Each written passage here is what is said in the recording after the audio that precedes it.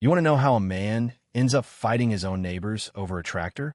Let me tell you, it's not something you plan for.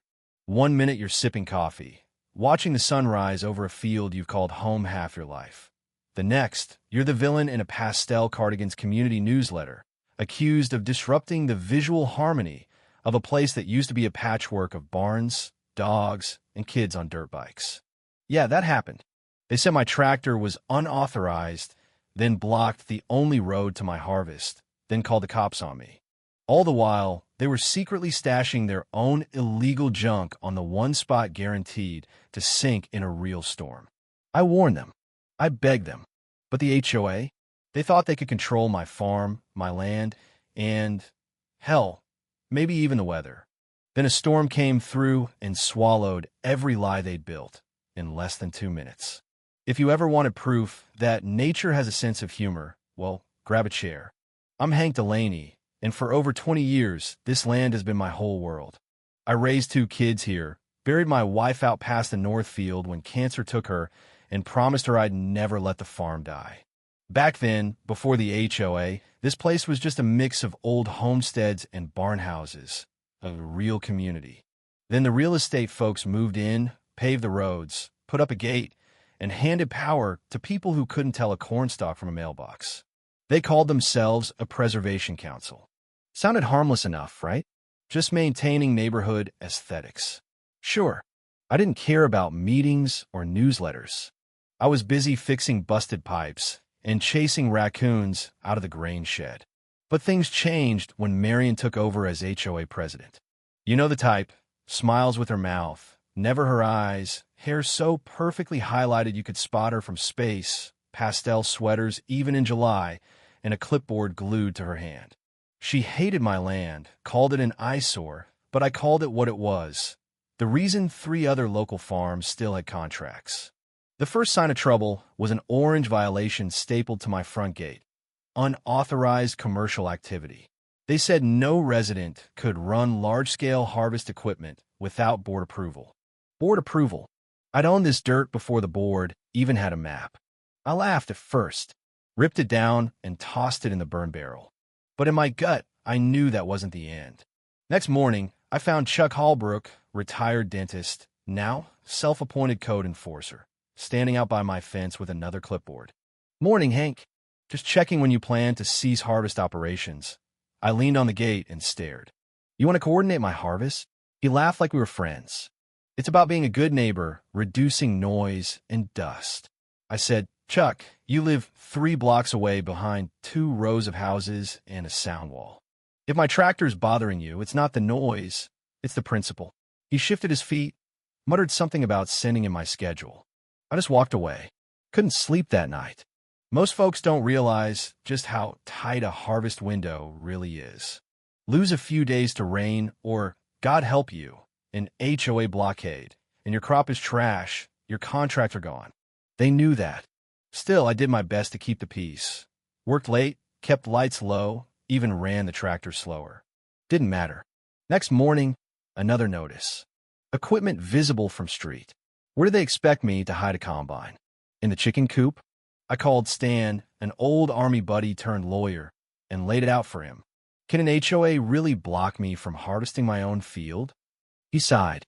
If your land was zoned before the HOA and you never signed their covenants, they're bluffing, but they can still make your life hell.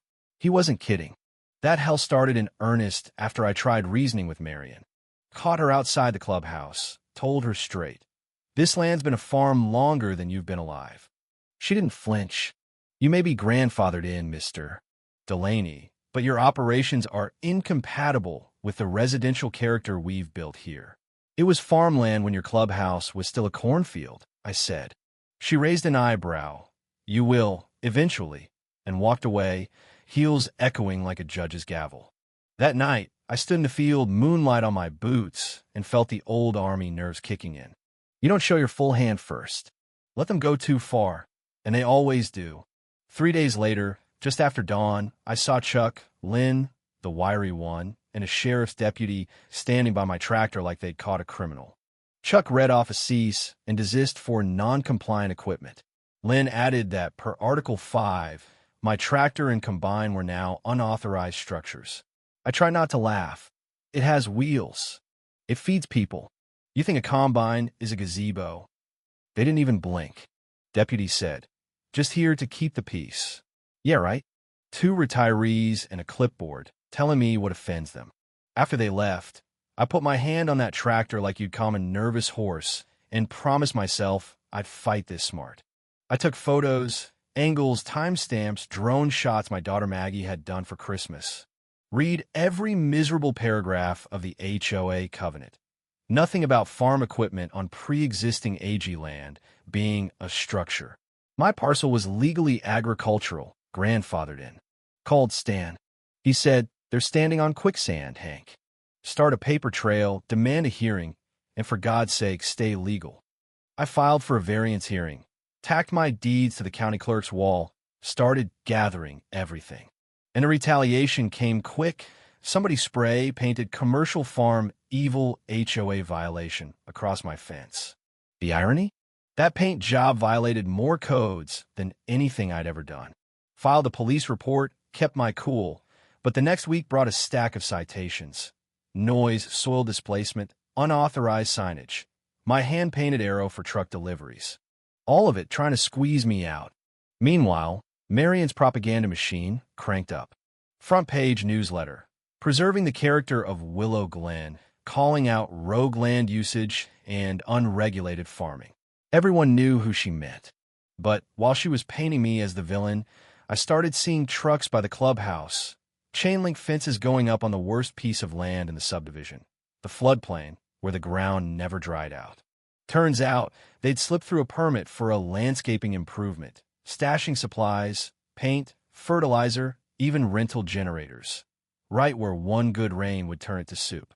And wouldn't you know it, a tropical storm was brewing in the Gulf.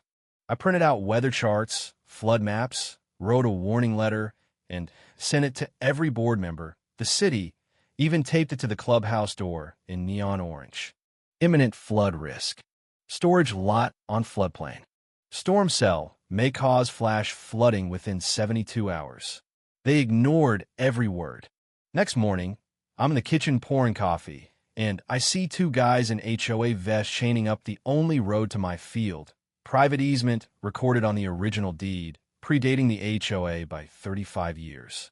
They locked it, said it was for safety and traffic mitigation. I nearly lost it.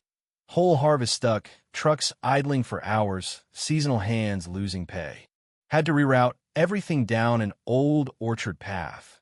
Lost 2 crates of corn when a trailer tipped into the ditch.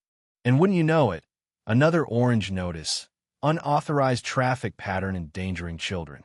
One blurry photo of my truck, and they made me out to be the villain again. That night, I met Stan, and he laid it out. They want you to slip up so they can make you the bad guy. But your easement is solid.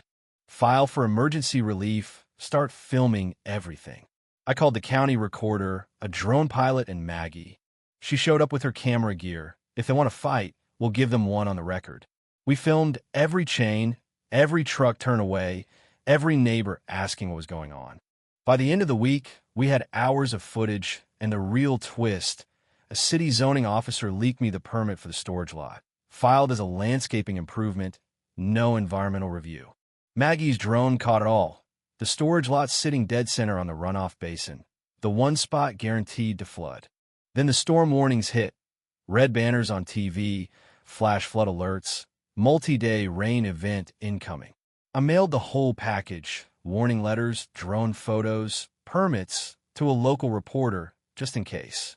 The HOA doubled down, posting a litigation notice on my mailbox, economic sabotage of community operations. They were about to find out what real sabotage looked like. When the rain came, it came hard. Thunder shaking the barn, water everywhere. At 4:11 a.m., we heard it. Not thunder, but the ground itself giving way. Maggie sent up the drone. The storage lot was gone, cratered, crates spinning in brown water. Chain link fence peeled back like ribbon. Old drainage pipes and 2 oil drums from the 80s floated up, proof that someone had buried toxic waste under all those HOA improvements. By dawn, the news was everywhere. Every station showed the drone footage, my warning letter in red. Councilwoman Vega called. We're opening a full audit. The board's finished. The board blamed each other, resigned in a panic, 3 in one breath. The city froze their powers, launched criminal investigations, and the EPA showed up in hazmat suits to dig up more secrets.